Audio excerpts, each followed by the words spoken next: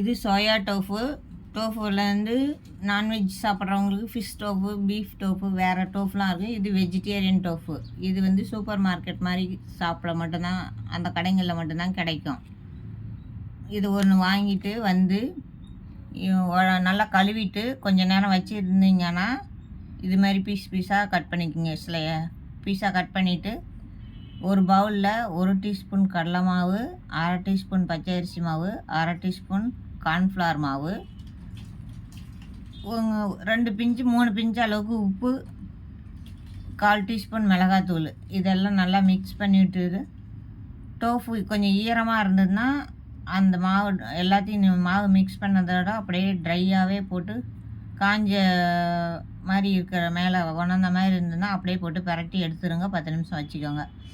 இல்லை டோஃபு ரொம்ப ஈரம் இல்லை அப்படின்னா இதில் கொஞ்சமாக தண்ணி விட்டு பேஸ்ட் மாதிரி கலக்கிட்டு அதில் இதை சோயா டோஃபை போட்டு நல்லா பிரட்டி எடுத்து 10 நிமிஷம் வச்சுருங்க.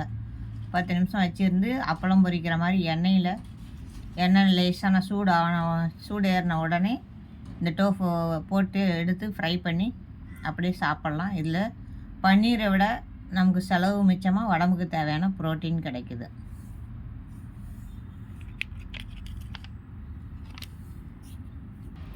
ஒரு வாணலில் 1/4 லிட்டர் அளவுக்கு எண்ணெய் ஊற்றிட்டு லேசாக சூடு ஏறின போதும் இந்த டோஃபு ஃப்ரை பண்ணி அப்படியே போட்டு எடுத்துக்கலாம்.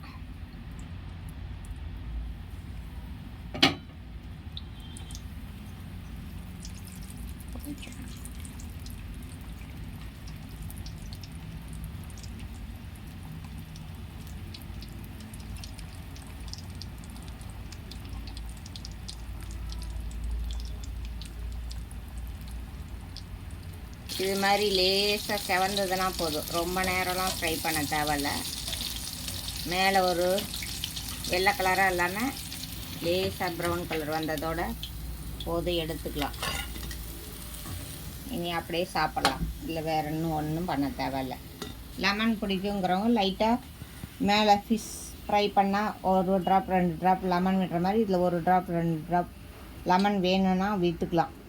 ஆனால் லெமன் இல்லாமலே இது நல்லாயிருக்கும். நாங்களாம் அப்படியே லெமன் இல்லாமலே தான் சாப்பிடுவோம்.